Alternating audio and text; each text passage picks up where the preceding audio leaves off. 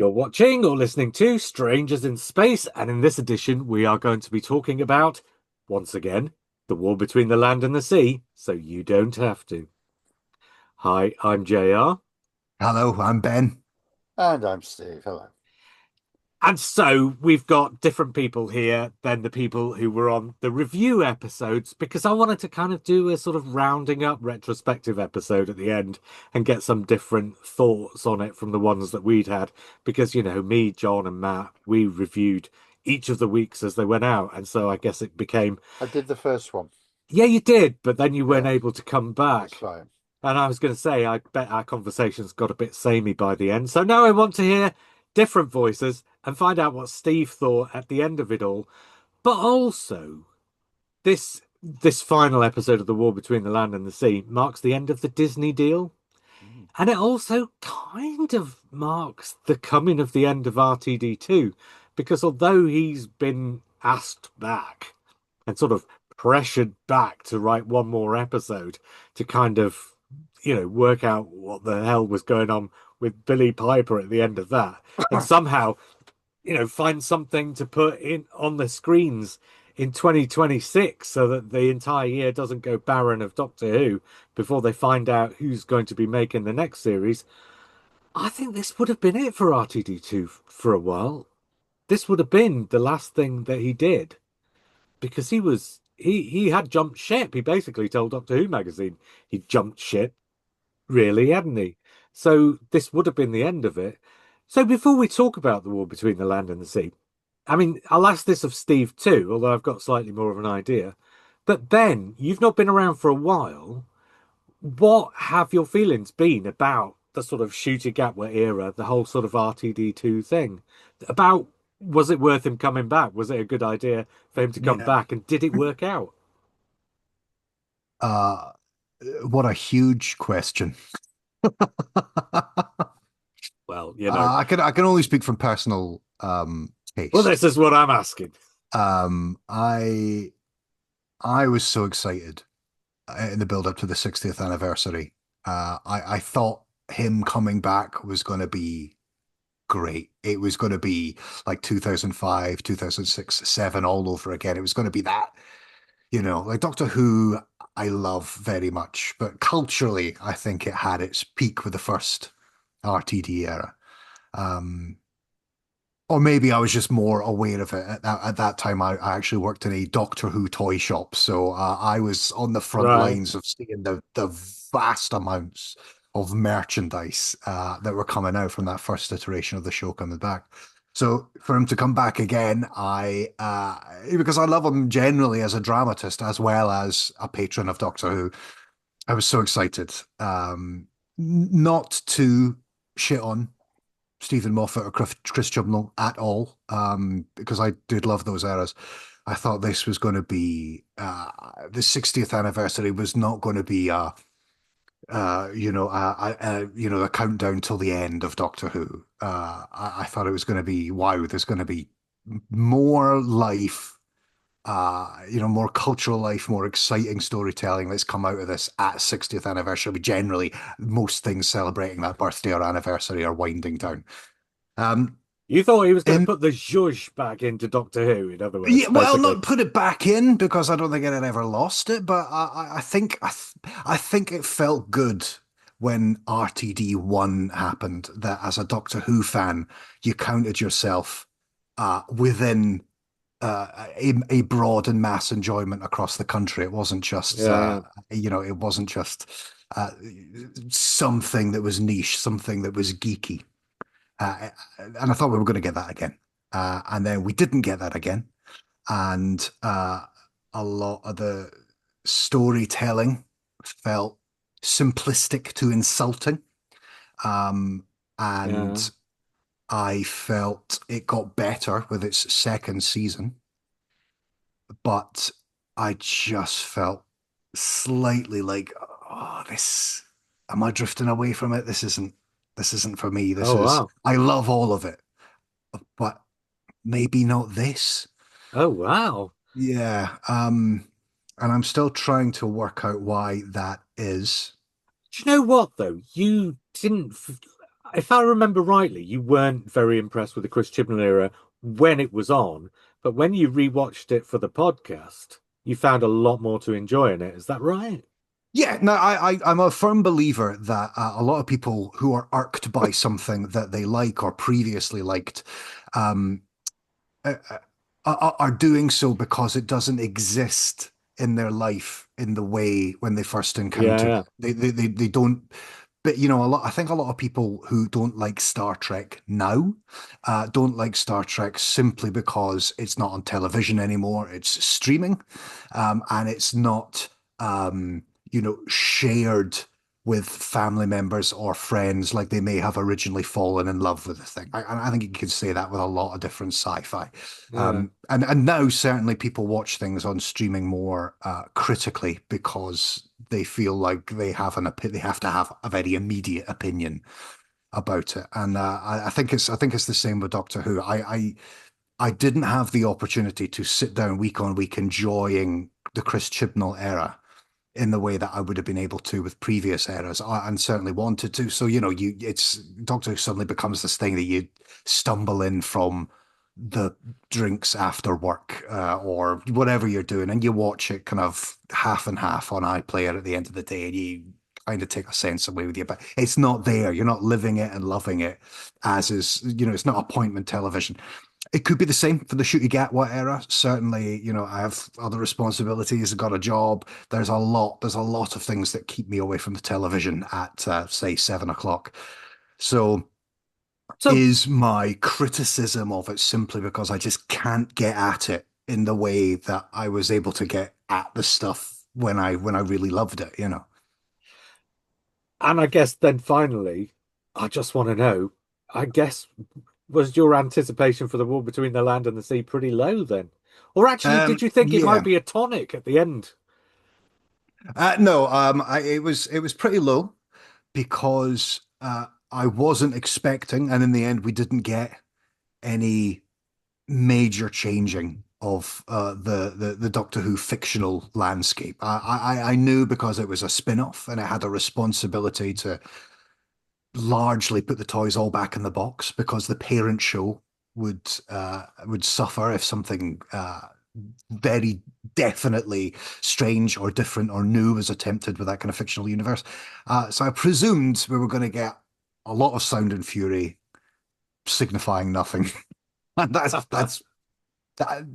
what we got. Well, So yeah, I wasn't that I'll find out bothered. what you thought of it in a minute. But Steve, I mean, Uh-huh. you've been on a few of the reviews of Yeah. RTDE2 episodes, but for the Yeah. sake of this conversation, I need to know where you were before the war between the land and the sea as well. So, Right. in a nutshell, Right. now that Ben's taken up nearly all of our allotted time, No, no, no, no. I absolutely agree with a lot of what Ben's just said.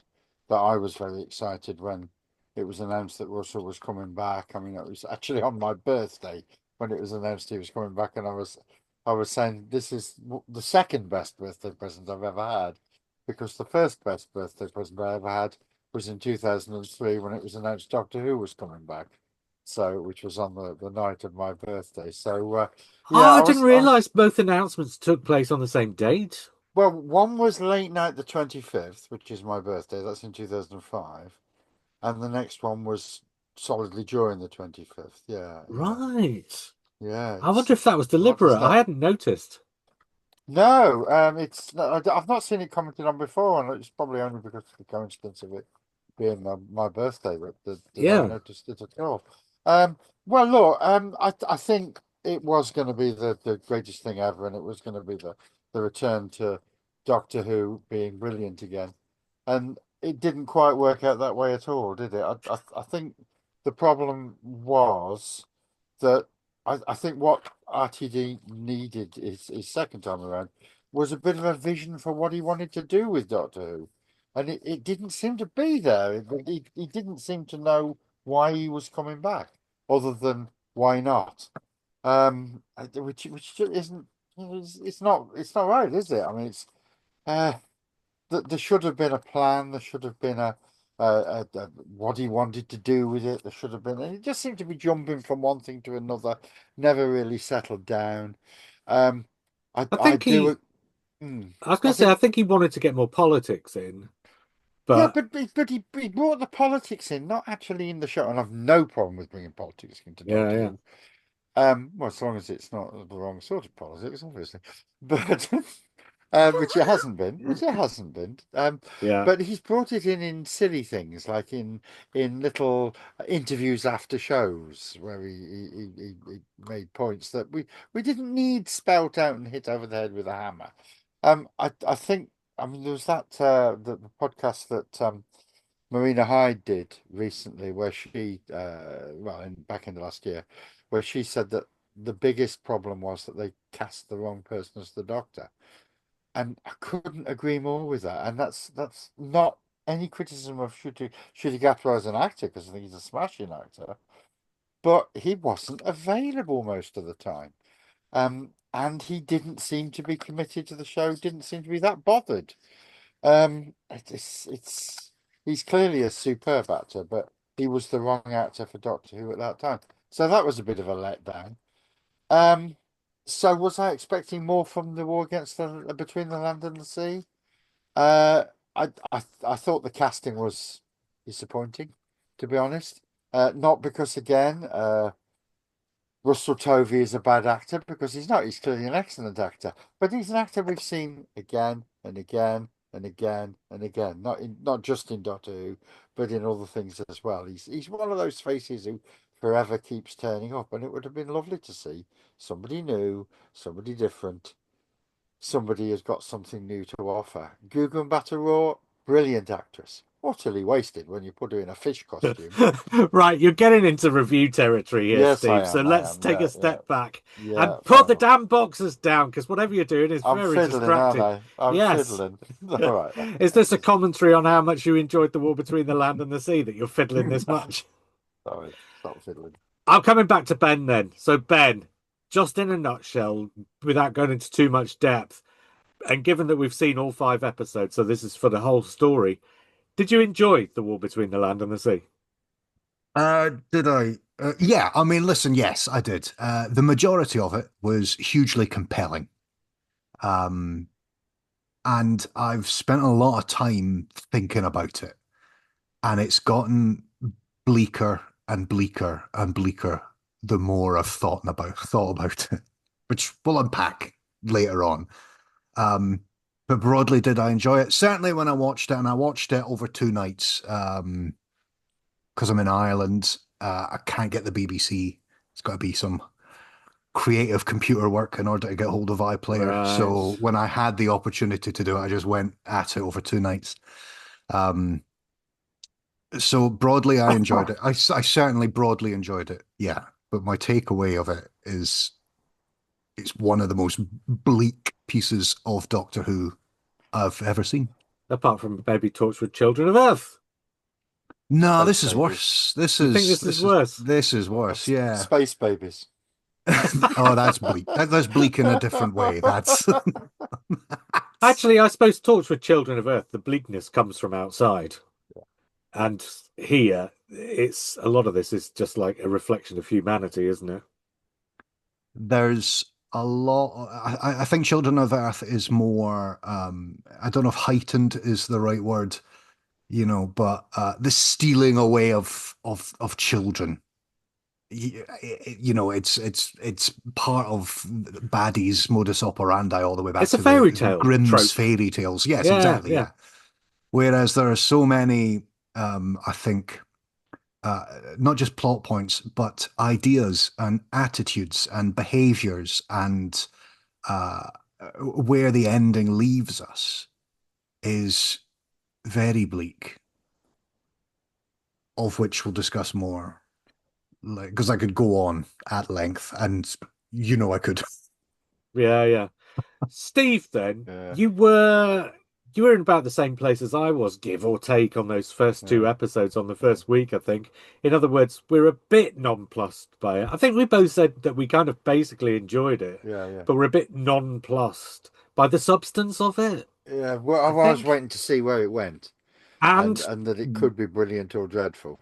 well, were you satisfied with where it went? Was it brilliant? I don't think it was either brilliant or dreadful. I mean, I think that's the problem.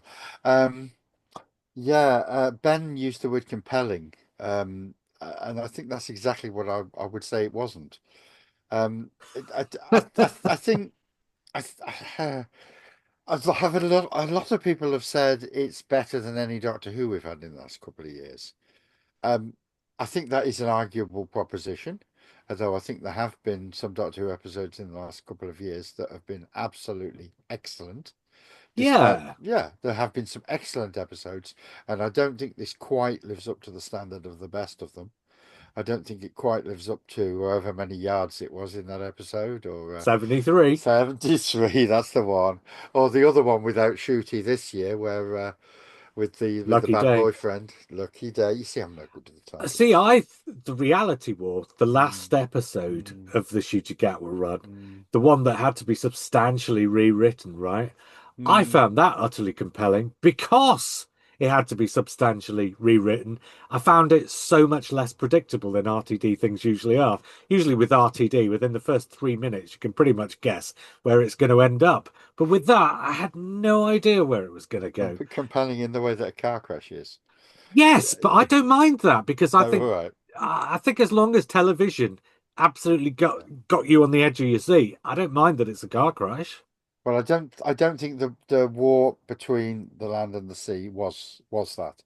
I think it was very predictable. I think there was a complete failure to stick an end into land and ending. The change in the character of Salt from the terrifying, scary fish lady to the simpering love interest was extraordinarily bad. Um, oh dear, oh dear. I mean, the two main actors did the best they I'm could with what they were given. going to It come back wasn't to terrible. I still enjoyed it. It wasn't terrible, but I'm coming back to Ben then for a minute yeah. because you said it was compelling, but actually, as I've just kind of proved, compelling doesn't necessarily mean great. Did you think it was Mhm. great? No, I didn't think it was great at all. No, it was. I appreciated. I actually appreciated the at some points just two-hander theatrical nature of the production. Um, there's a lot. I mean, a lot of the scenes just in the courtroom. You know, it's a cast of thousands. There's loads of politicians sitting behind, but I appreciated the tension that Gugu Mbatha Raw and Yeah, fuck, I forgot his name. What's his name? Russell Russell Tovey. Tovey. Russell Tovey were able to carve out of us, carve out of those scenes. I did think they were quite compelling, as in interesting. Kept my eyes on the screen Right, to watch them. you've made a terrific case that the first episode was compelling No, and I because certainly no, I certainly think it falls apart. So when I watched it over the 2 nights, I watched one, two, and three, right, and felt hopeful that what we were getting was a kind of cross between um, Doctor Who and Alien Nation and Children of Men and all these kind of, you know, yeah, these kind of very domestic sci-fi stories that have the possibility of a door opening to something truly wild happening to humanity. And then when I got to episode 4 and 5, I was like, no, we're not getting that. We're just getting, Steven's absolutely right about the fucking the weird changes in character that suddenly well, Salt becomes And it persona or all fish ended. persona non grata. It all ended very suddenly as well. It It came all to ended an very suddenly. abrupt end. No, there's nobody who actually did anything to bring about the end of the war, apart from the bad guys, who presumably via Russell Tovey's character infected the Yeah, Homo Aqua. But that wasn't made very clear. I mean, we saw them do something to him in the night and inject yeah, him or take something from him. We weren't quite sure what. And the next thing we know, all the fish are dying. It's yeah, very, very convenient that she's one of the ones who survives that. yeah. It do you want felt to? like there was 6 episodes that were Yes, cut down to 5. It felt yes, like I have it no did. data Or as to Absolutely. whether that's true or not. Or did it feel like Russell T Davies wrote the first episode, handed it to Pete McTighe and said, "Hey, I need three more episodes of this, but don't write the fifth episode. I need to come back and do that myself." So Pete McTighe went off and wrote the story he wanted to write, in which he introduced a shed load of stuff in Hmm. episode four that Russell T Davies could use to tie up the story in episode five. Then Russell T Davies came back, didn't bother to read what Pete McTighe had written, and just wrote his own episode five. And so it Could have been starts that. and finishes in one brain, and the bulk of the story in the middle is in a different brain entirely. Yeah, The it bad could have been guys that. win. The bad guys win. Because I mean, we see them have visions of how they're going to die. At least we assume that's visions of how they're going to die. It could just be them thinking, "Ooh, I might die really badly." I mean, we don't know. It's nonsense to do that. Yeah, It's not good to do yeah. The one of the things that I think is bleak is that unit that. achieve nothing. Yeah. At all. They At all. they achieve nothing. They don't defend the earth. They don't, as Kate would like to achieve, build a new future of, um, friendship or brotherhood or whatever with Homo Aqua. Um, But everyone seems to, Kate does get to appear in the best acted and the most amazing possible scene, according to Russell, which was the final scene, the post-credits scene. yeah. Oh my I mean, God, yeah. She had I a find great that, scene when he dies, when what's his face dies. yeah, Yes. But then, yeah, so Russell T Davies is saying, "Oh yeah, but this one's even better," where she Uh, pulls a gun on a civilian. yeah. Which, as a scene, I like that scene. I, Yeah, I, right. I, ca- I I love it a lot.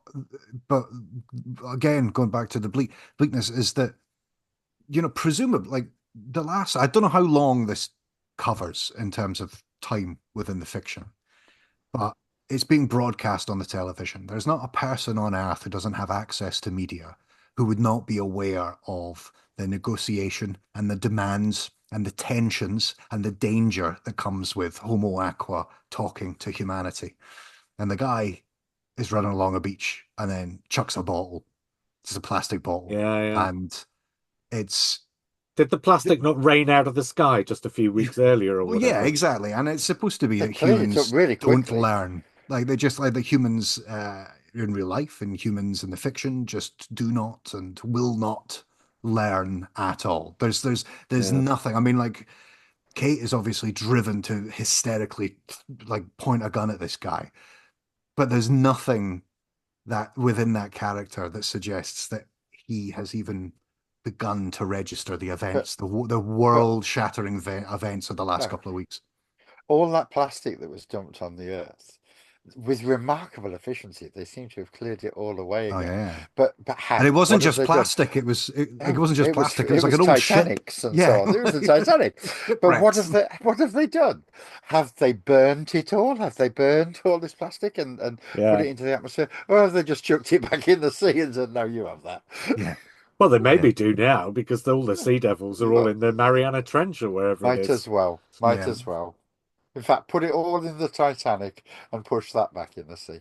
yeah, See, I think so. I kind of agree with Ben. I think it was compelling. I think it was engaging. I was very engaged by it, and I never at any point struggled with it or, started to doze No, off or no, anything like that. no. I kind of basically enjoyed it throughout, but I just thought it was incoherent.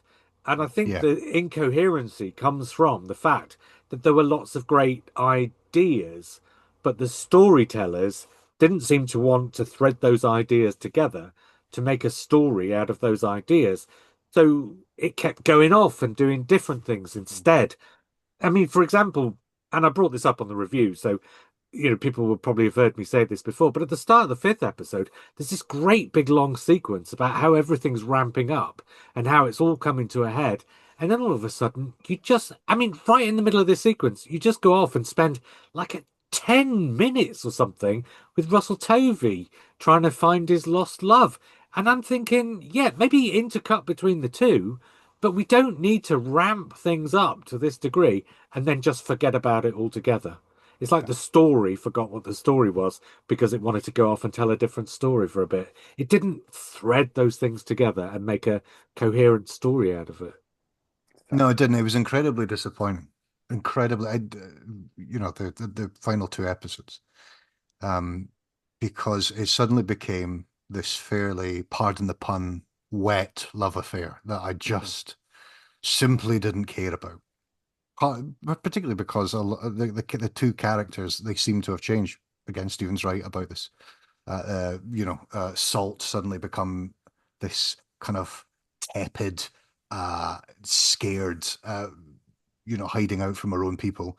Yeah. While Russell Tovey, who's up until this point been a very reluctant and Yeah, hero in terms of humanity, suddenly trying to engineer this cross-country escape against the various militaries and militias that are out hunting for them. I know he works for UNIT, but he booked taxis for people. Yeah, he suddenly thinks the characters just seem to change, and then you spend a lot of time in that warehouse, and yeah. I just I found it very disappointing the final two Yeah. episodes. Yeah. Agreed. Agreed. I wonder if it's like really well cast, but really well miscast. In other words, it's got a lot of good actors in, Yeah. but the script doesn't serve the actors' strengths, and the actors can't find a way to give that story the chemistry it needs to sort of like sing off the screen. Like you say, Ben, those two characters, they needed proper chemistry there to make you believe in that relationship and to make you sort of, you know, get behind that relationship and hope it's successful. But in the end, she's only in three scenes in the last episode. So even if they did have chemistry, there's no way that they're bothering to tell you it in that last episode because, I don't know, Russell T Davies seems to have said, right, let's do this story about this love affair between a man and a fish. And then in the last episode, he's kind of like, I've lost interest in that. I'm doing something else instead. So I don't Yeah. know. I mean, I found the motivations of the characters also quite puzzling as well. Um, I understand why you're going to have a certain loose canon, approach if you are not a trained ambassador. If Barclay Pierre Dupont is not a trained ambassador, he's just the guy at the back who's taken off guard when they pointed out, we wanted to speak to that guy. Like Yeah, you're gonna fly by the seat of your pants. But Salt is presumably an elected and high up official within Homo Aqua. Mm. And from the moment she kind of gets out of the tank and starts negotiating, she just seems to do whatever she wants. Like she yeah. becomes incredibly unprofessional, Yeah. makes it very clear that she wants to pursue something romantic or at least something kind of teasing and, Well, hello. flirtatious. Yeah, with Barclay. And I don't know if that was supposed to be a kind of bargaining gambit, try and kind of sexily seduce the human representative that we've taken off guard so we can get a few more of the kind of negotiating points that we want. Or she just completely because like when the bomb goes off, killing Homo Aqua, and she saves Barclay, um she immediately becomes a pursued criminal by her own people, which I didn't quite see what the logical beat for that would be, why they would suddenly presume that she went off to save Barclay Yeah, and yeah. didn't stick around to save a lot of the other Sea Devils. It fairly it just suddenly seemed like, all right, now she's actually out of favor. And I was I like, well, think why that's wasn't she out of favor before this point? She was well, behaving very unprofessionally.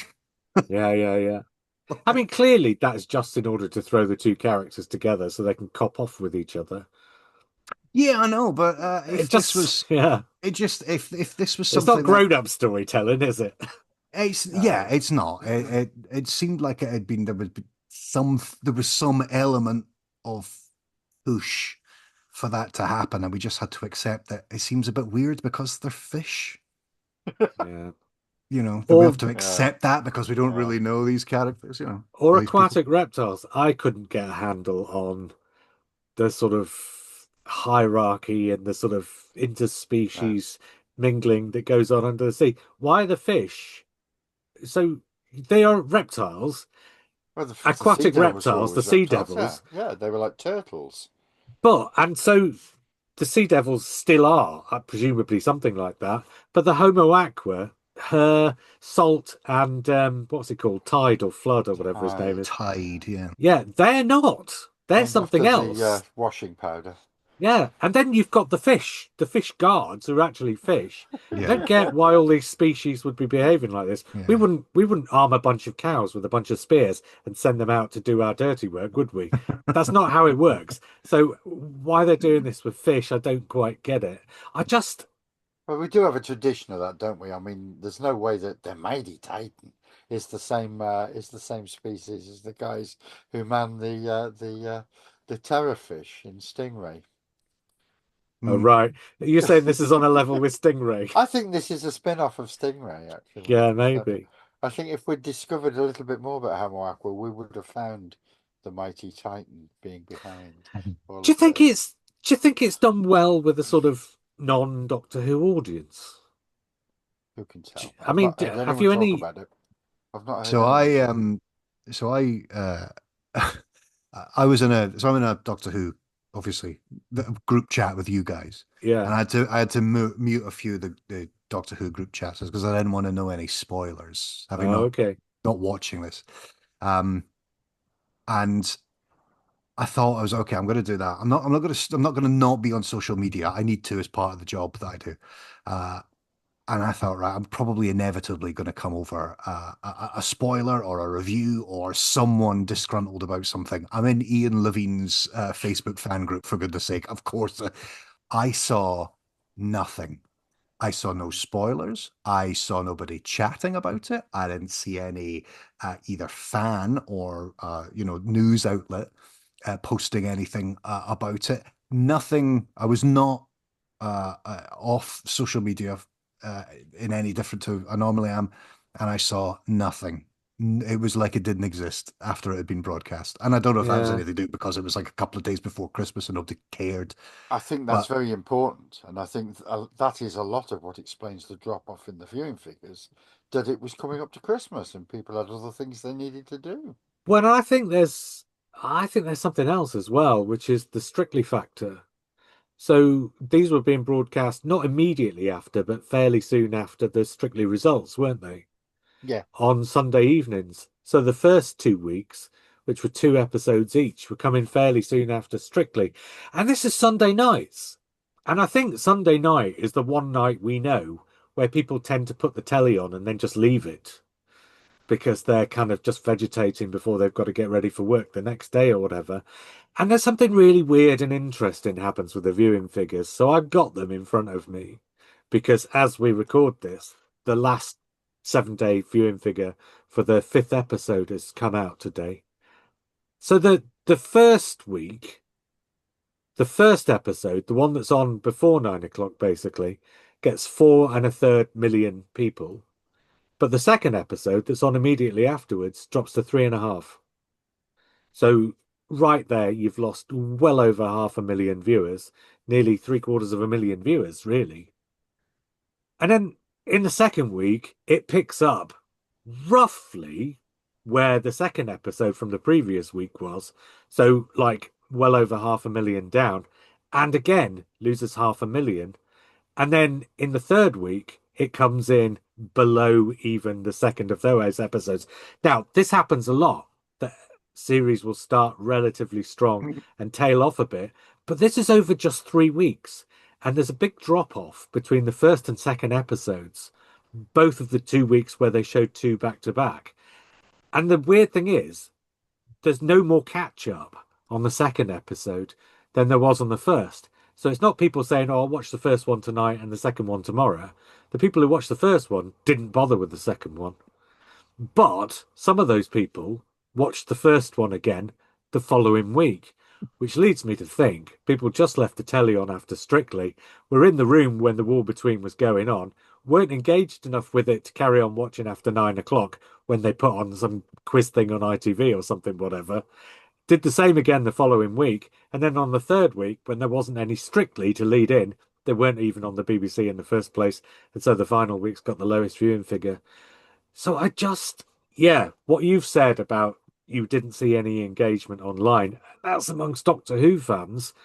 if even Doctor Who fans aren't engaged with it, I just wonder, was like your average, TV viewer who's not all that interested in Doctor Who engaged with it at all, really? If we think back to Children of Earth, that truly grabbed the nation, didn't it? Hmm. People were talking about that, and people were talking about they are coming, we are coming, whatever it was, and the death of Yanto and all those highlights in there.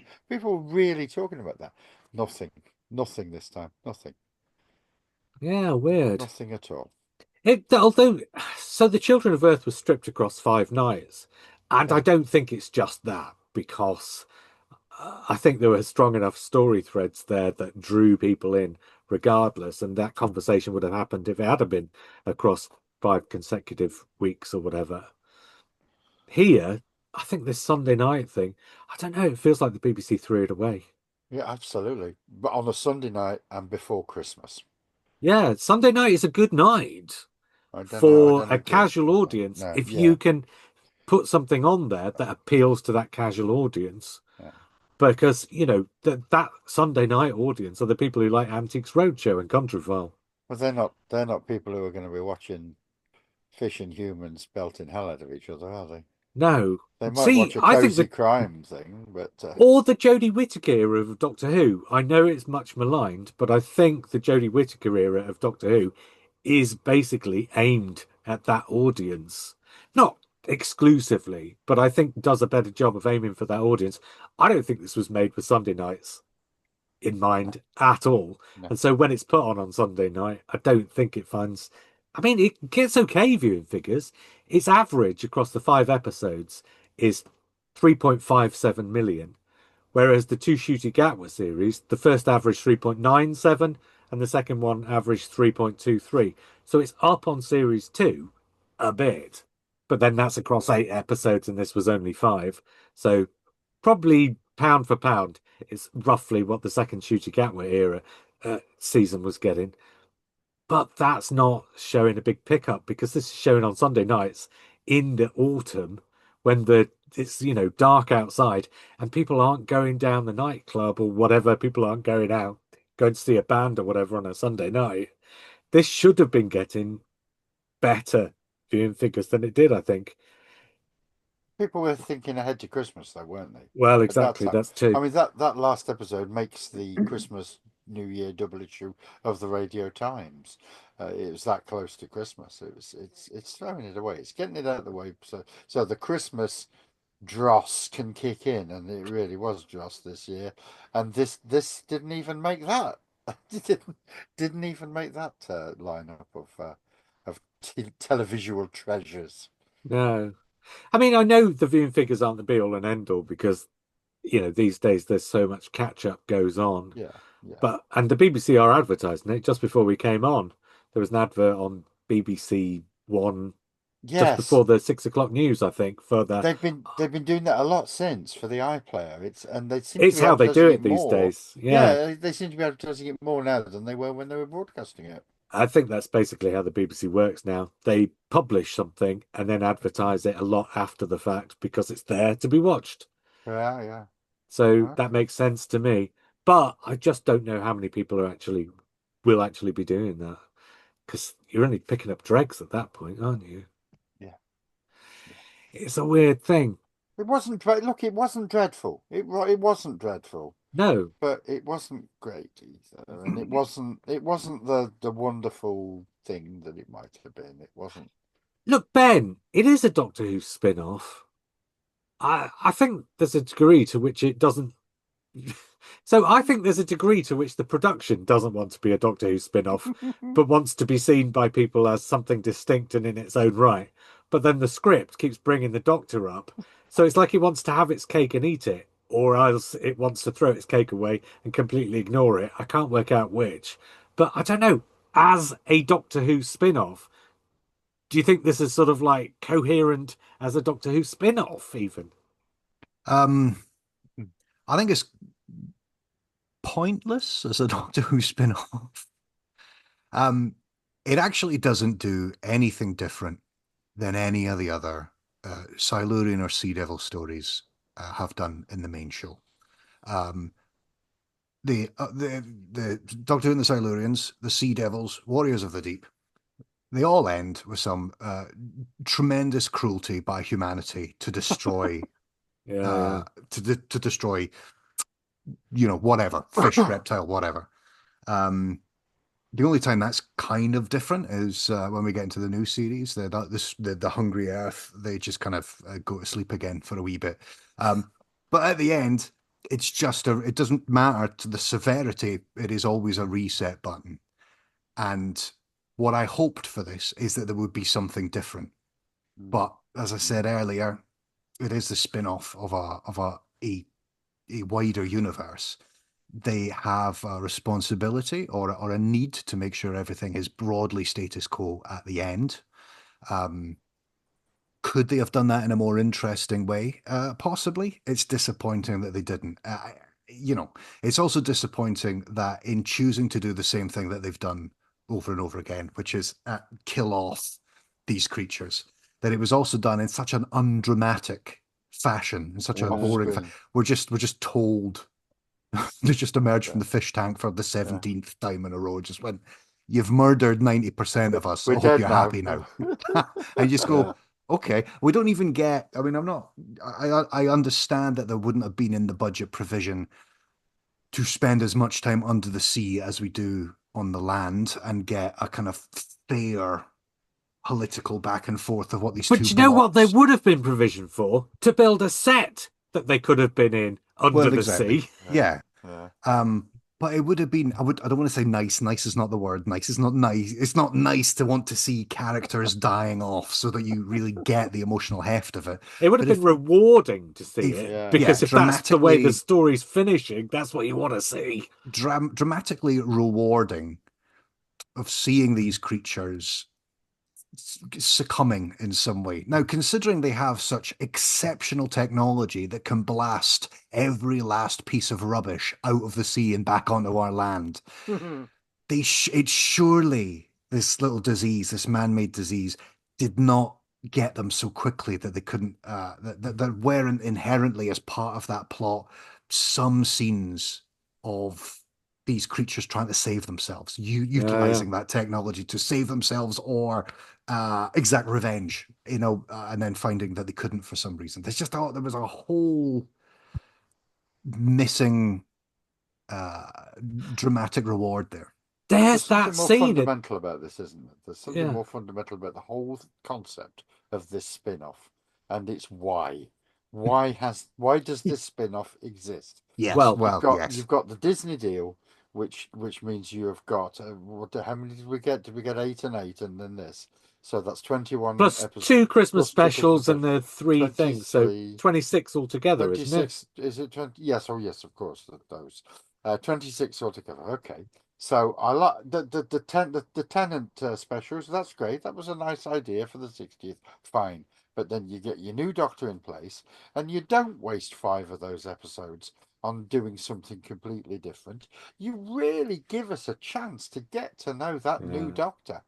This is what we've got here basically is we've got five more Doctor Light episodes. yeah, yeah. I mean, and it talks to me even more that this guy wasn't able to commit fully to being the Doctor. Otherwise, why would you do this? Now, having taken the decision to do that and to do a spin-off, it's got to be really, really good It's to got to justify its justify itself. existence. Yeah, To yeah. justify its existence, it's got to be excellent. It's got to be excellent, not quite good. And it was quite good. It's going back to a couple of things Ben said. One, the dramatic conclusion of the story is what's she called? Salt coming back to the tank and them saying, "We've killed you all off, haven't we? You're going to have to go and surrender and live in a trench now, aren't you?" And instead of like, "No, we're not doing that, you bastards. You've killed us all off. We're going to exact our revenge." When they say to her, "Now you toddle off and go and live in the trench," she just goes, "I suppose." All right Yeah. then. That's the dramatic end of the story, is the fish person going, "Yeah, I suppose so." But Yeah. going back to what Ben said about it just being the same story that you get in Doctor Who over again, if it's a spin off, it has to justify the fact that the Doctor's not there in some way. So, Sarah Jane, you've got Sarah Jane as a Doctor replica, that's not the word I Yeah, want, but can't think of the word I replacement. want. Yeah, yeah. Yeah. So she's there doing that. So Sarah Jane can work as a version of Doctor Who for An kids with the avatar. Doctor surrogate in there. Surrogate. Yeah. Torchwood kind of does the same thing for adults, but kind of works in the same way. It's Doctor Who, but leveled at a different audience. So with a Doctor Surrogate in there and Captain Jack, Class, I think, does do something very different from the Doctor Who universe. Have you seen all the way through Class? Yeah. And so it's got this. So Class is very much a YA thing, and it's about the psychology of the science fiction and the emotional resonance of the science fiction in a way you wouldn't do with Doctor Who. So I think Class does justify itself. This is just the Silurians retold without the Doctor in it. And unlike, say, Children of Earth, which has story elements which you could not put in Doctor Who, the aliens coming for the children, you couldn't do that in that way in Doctor Who. This, I don't think does. I think everything that was in this, you could have imagined being in a Jodie Whittaker era episode on a Sunday evening. Praxeus, for instance, or Can You Hear It? Things like that. Can you hear it? Is that what it's called? Can Yes. you hear me? Can you hear me? Yes, of course it's Can You Hear Me? Those episodes, I think, were doing a better job of addressing the sorts of subjects that this story was doing, and they made it feel coherent and natural and resolved, whereas this didn't. No, it didn't. And you Yeah. know, as a Doctor Who spin-off, you're talking about surrogates, and I think one of the worst mistakes that RTD has made is having a bi-regeneration or bi-generation, Oh dear. because there is a Doctor sitting on Earth that, if you're a Doctor Who fan watching it, one of the first questions you ask is, well, where is he then? What's Yeah. he up to? Because I'm fairly sure that he's not, even though he said he's in retirement and chilling out and all that kind of stuff, he's not. His entire moral compass, which has guided this character up to this point, has not suddenly collapsed and left his body. Like, he would be trying to get into into the Yeah. center of the action. Well, he's in direct contact with Donna, we know. Yeah, He's living there, and we are told that Donna, and also we see that New Rose yeah, are working with UNIT. Yeah. yeah, So are they coming home at the end of the day? And the doctor is saying, "Have you done anything interesting today?" And they're going, "Can't tell you." yeah. No. No, oh, watch the news. But that's another thing as well. So you're Or talking just look in about, the backyard and see all that plastic. yeah, there's a shit, unless he was crushed by a falling shipwreck or Yeah, no, something like that, you know. David Tennant's in the back garden, surrounded by plastic, saying, "What the hell is going on?" And Donna just turns up and Plastic, says, "We got this, David. We got plastic, and all the dead moles that Wilf has been shooting. That, it." Yeah. but that's the thing as well. Is like, it really stripped back and divorced itself from a lot of the Doctor Who that we'd only seen a couple of months ago with Yeah, the Reality War. yeah, Uh, they're not in, if they are in the tower, they're not in that same enormous office that they have at the top of the tower. There's no Donna, there's no yeah. Rose, there's no Mel, there's no No Vlinks. blinks. Yeah. There's no Vlinks. I don't know what suddenly happened there. Like, they built I that think thing, and it may like, have blown he up and taken the tower with it. yeah, like, it's they got rid of the links, and then it just seemed like they got in like a bunch of like student interns to Yeah. wisecrack around the Uh, situation room. You've Like, got also uh, you've got it just does it makes slightly weird choices that kind of take away slightly from your suspension of disbelief. So when there's that bit, isn't there, when Kate Stewart is bereaved and so she's not going to be, and probably is it there's a moment where she's believed dead as well. And so Shirley Bingham takes over, doesn't she? yeah, Says, "I'm assuming command." Shirley Bingham is the non-military member of UNIT, right? yeah, So she's the civilian scientific advisor to UNIT. yeah, So yeah. the chain of command in UNIT would not ever have her as the person who assumes well, responsibility. Kate's non-military as well, remember? No, Kate is. No, No, she's yes, Kate's not non-military. military. Yeah, They Oh, make is a she big not? point of that when they yeah, first introduce her, that UNIT is now yeah, with the scientists rather than with the military. yeah. It's one of the first things she Sure. says when Mm, she meets the mm. 11th Doctor Yeah, in in the Power of Power of the Three. Three. Yeah, But even so, that bit where Shirley Bingham says, "I'm assuming command," yeah, I just my suspension of disbelief really struggled with that. Because I'm It's thinking, if that'd you're be on a like war footing, well, I it'd be say like if you're on a Sergeant war footing, Benton. yeah. Be like Sergeant Benton assuming command. But I'm just You know? thinking, if you're on war footing and your Yeah, commander in chief is missing in action, Yeah. yeah. then you don't hand over to the next scientific advisor. You hand over to somebody who's going to get you back on a war footing. Although I say war footing, the war between the land and the sea never actually It's materialized, did never a it? war, is it? No, it's never No. a war. It's the special police action between the land and the sea. Yeah. It's And did you think one of the other things that I thought as well was again, great idea, but you never actually got to see them do anything with it really on the screen very much, is the whole sort of conspiracy theories between big business about how they're going to Yeah. turn this to their advantage.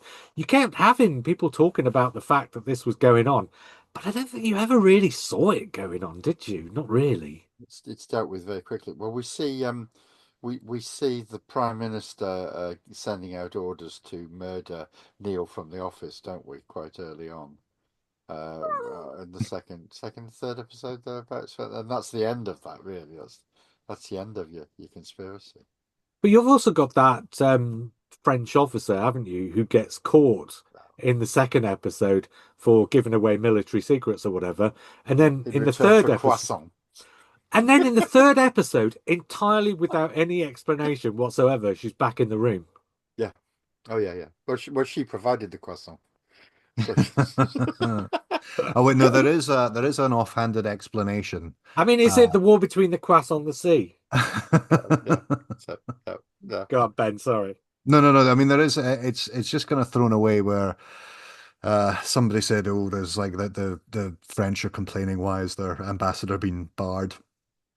And Kate says something like, "Oh, we've got more to deal with at the moment. Let her back in," and that's it. And she's back in the room again. Don't buy it. Uh, well, I mean, no, I didn't buy it either. But it's like when Uh, there's a bunch of other things going on, and they just need her back there.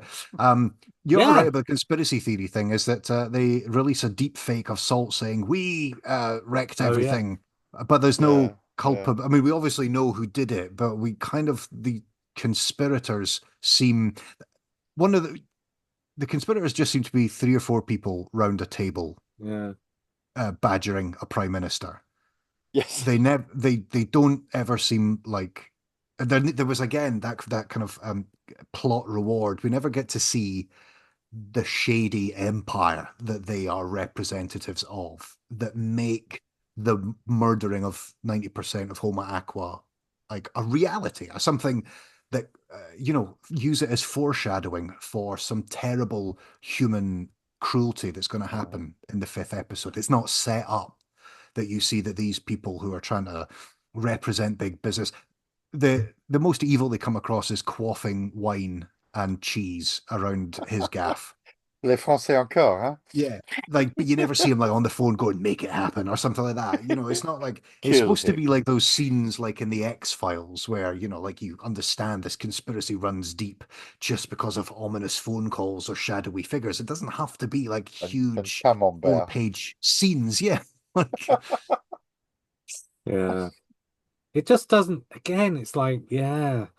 I think my sort of summing up last time was if it had been 10 episodes, they'd have given themselves time to go into all these things with depth and substance.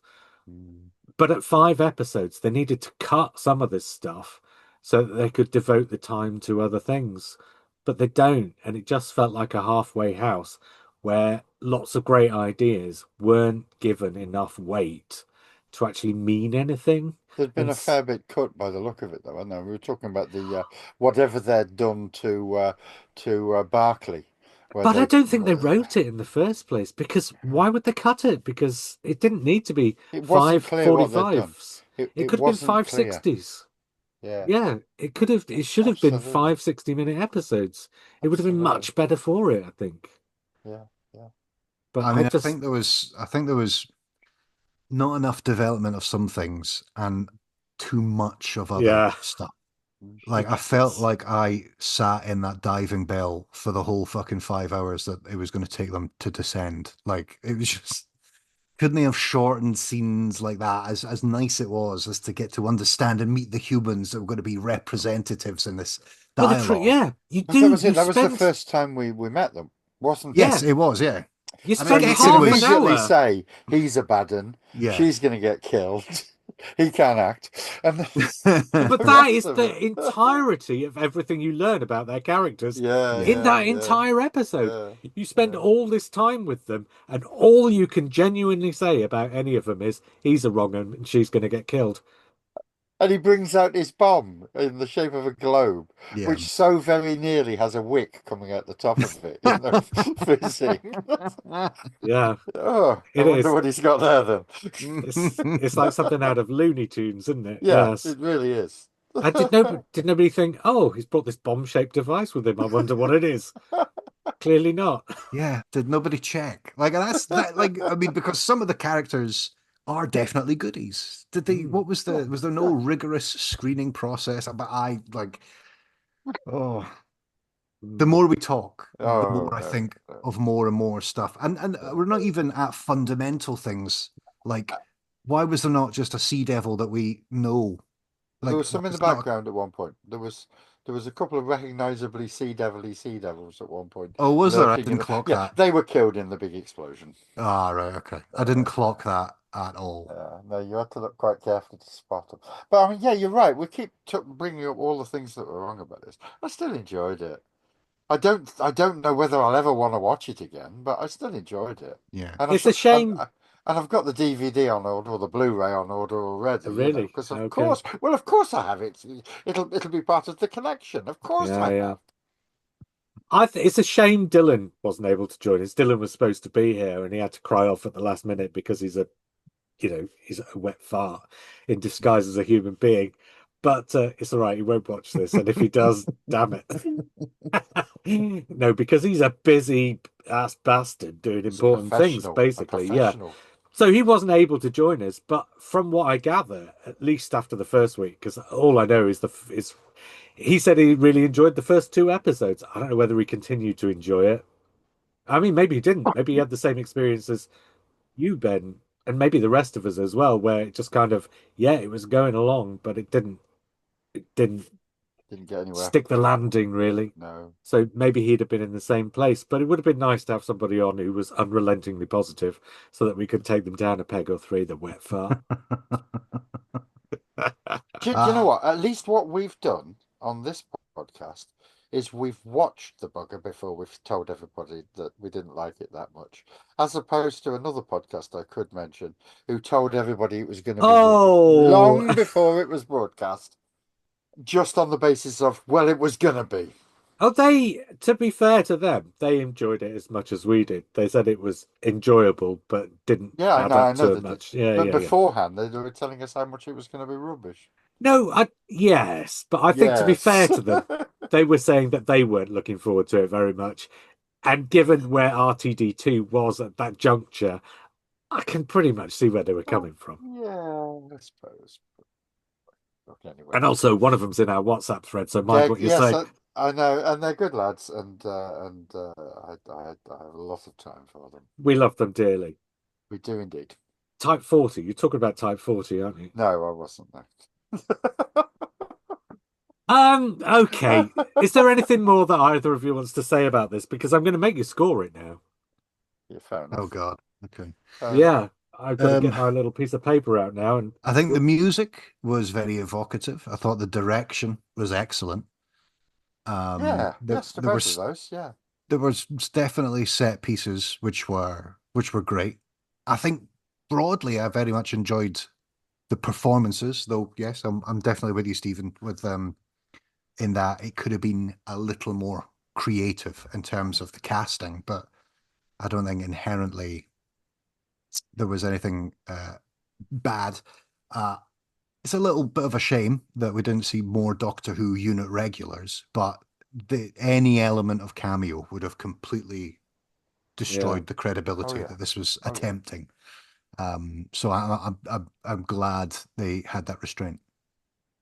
yeah, fair enough. I would have quite liked to see one of our unit regulars who we know doing the Barclay role, to be fair. I don't think it needed a new character brought in. It could have been Shirley, or it could have been, I No, don't know. it could have been New Rose, is who it could have Well, it been. absolutely could, couldn't it? Yeah. Absolutely it could. And that relationship between person and fish then would have kind of taken on a whole different dimension because they make him such a bland, straightforward, regular character. Mhm.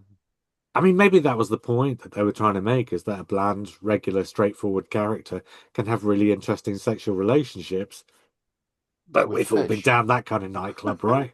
So Well, I sorry on that if I kind of may just you're going to tell us about your ordinary, regular, interesting nightclub sexual experiences no, then? it's Because it's if not, it's it'll be a little extra for subscribers. Um, the Barclay character is interesting in a completely uninteresting kind of way. And I don't think he's so much a character as just he's literally the everyman. He's one of us. And when I say bleak at the start of the story, sorry, at the start of this podcast, it's bleak because um, he at the end of the 5 episodes, he leaves his family in favor of going off with his new girlfriend and jumps into the sea and Grows he gills. thought yeah, well, the gills thing was ridiculous. She just gave him Yes. gills by magic at the end. I mean, like it's supposed to be a happy ending, but it's not because as an everyman, he's seen all of this devastation, which is going to the world is going to continue to pollute the oceans. We've already murdered 90% of another being living on the earth, Mm. and he has just jumped into the water and metaphorically stuck his head in the sand and is doing nothing. And it's essentially the production saying all of these terrible things are happening across the globe. You can do nothing about it because human cruelty and human ingenuity for cruelty will always best any kind of attempt at brotherhood or Mhm. positivity. And ultimately, the people who are in any position that could make a change for good, it'll never work because we are just going to try and pursue whatever instant gratification we can get our hands on, and then ultimately wash in this case, not just his hands, but his entire body of any responsibility to do anything positive. That's why when I say bleak, it's because the production seems to say uh, it's all fucked, and any individual that can make a change is ultimately going to, um, uh, instant gratification and leave behind any responsibility. or pull a gun on a passing civilian, Yeah, I potentially. mean, I can understand that, but like, Do you you want know, me to they, tell you the single worst, most unbelievable scene in this whole thing and Please do. why? Please do. It's when he's sitting in the living room of the flat they've been given Yeah. with his ex-wife, who he's trying to have some kind of a reconciliation with because of the child. So they're trying to stay on good terms. And because they've been thrown together by these events, they've kind of been living together. And he sits there, and the writers and the director and the actors, without any sense of self-awareness about what's happening in this scene, have him just say to his ex-wife, "Oh, you know what? I've been shagging this fish and I'm completely in love with her. And she's gone off and I can't find her and I'm fucking utterly distraught." And his ex-wife and his kid are just sitting there going, "Oh, that's so terrible for you." What the fuck? Who yeah, wrote no, that? Who it's it, wrote that? it's a pub. They're sitting in a pub. It's They've a pub. Yeah. yeah, Why? Why is there no awareness as he's speaking that it's his ex-wife that he's Yeah, speaking to? yeah. Why is there no awareness in his ex-wife that it's her ex-husband who's given her this story? yeah. Yes. I mean, at the very least, you'd want an ear yuck or something, wouldn't you? At Yeah. the very Oh, least. but just as that what it's come to? You used to share a bed with Yeah, me, and yeah, now you're yeah. shagging a fish. Something like that. Yeah. Something. Yes, And this Some is kind of after awareness of the yes, ridiculousness of the scene. this yeah. is after the information has been put out that the Homo aqua are accelerating the melting of the polar ice caps, and they're going to drown humanity. Yeah. Uh, What happened to that in episode 5, eh? yeah, Gone, exactly. gone, gone, gone. But the story then gets grounded down where Unit commandeer an entire pub so he can have a pint and talk to his family. There's a point where his daughter's playing one of the one-armed bandits with a Unit soldier over in the Oh corner. yeah. And it just Just becomes that's when it becomes, him driving out to swim in the sea yeah, and yeah, yeah. yell his fish lover's name. It's like, oh, this is going the way I think it's going to go, which is I think Yeah. we're clear He as to grows what we think gills. about this, aren't we now? We're clear Right. that. Give it a score out of 10 then, Steve. All right. Well, like I said, I don't hate it. I certainly don't love it. Um, perhaps I give it one more than I would in the hope that Russell Tovey takes his point and goes away and does something else for a little while so we can see other people. So I'm going to be, I think, quite generous. I'm going to give it 7 out of 10. Yeah. See, I'm going to score it too because I'm on the episode, although I've scored it already. I can't remember what I gave it before. I'm with you. I think it's somewhere between a 6 and a 7, but because you've gone 7, I'm going to go 6 Fair because enough. the problems I have with it seem Yeah. to have been thrown into even sharper relief this week than they were a couple of weeks ago. Yeah. Ben, you give it a score. ugh, I mean, like, I'm just going down the middle. It's 5. There's some great stuff in it. There's some hokey crap in it, Yeah. and like Yeah. probably never going to watch this again. Yeah, it's very unrealistic because in real life, of course, the humans would kidnap the Sea Devil leader, accuse them of narco-terrorism, and put them on trial. Yeah, well, I mean, I But think that when I would could say never happen, obviously. I think when I say bleak, I think recent world events Bleaker have still. brought that fiction sharply into focus, really, which is I don't know. Yes. All right, that was us on the war between the land and the sea. Before we go, any final thoughts about, I mean, not about what it might comprise of, but just what are your feelings about the future of Doctor Who? We've No got more one. spin-offs, not for a while anyway.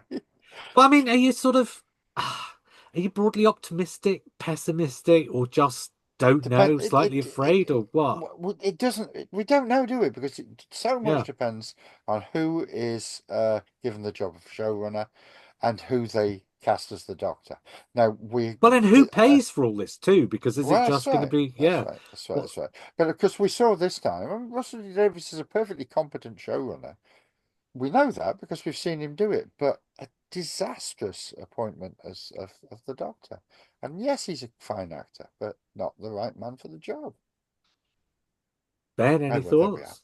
Yeah. I look, we know that we have at least one more. It's Yeah. probably not going to be the last, but I think whatever happens past that next Christmas, 2026, Doctor Who's days of it being multiple episodes, 8, 10, 13 episodes, those days are done. And it'll probably be some kind of televisual event every couple of years. I think that's just how it can be afforded and it will be made from now on. Apart from the So, CBBC cartoon. yeah, and we'll have probably a lot more of that kind of periphery nonsense. Not to judge it before it's come out, Oh, because it's going to be good. the like I think it was yourself, JR, the company that make Adventures of Paddington. And And that's actually, great. watching that with my son, he loves it, and it Yeah. is excellent television.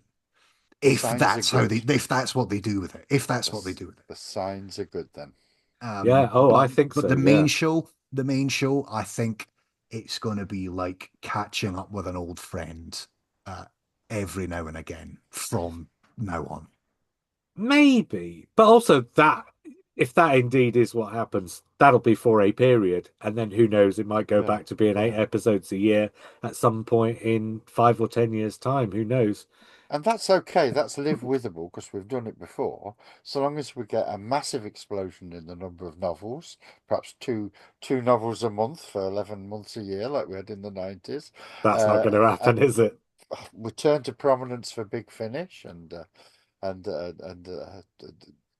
I mean, do you remember in the early 2000s when that month's Big Finish release was the new Doctor Who episode? And Yeah, it was fabulous, wasn't it? It was terrific. yeah. In my head, all of that was Yeah, canon. of That was course the it main is. show. That was the Yes, continuation of the yes, show. yes, absolutely. Absolutely. Right, on that positive note, I'm calling it a night. Until we do this again, I was JR, I was Ben. And I was Steve. and we will speak again soon.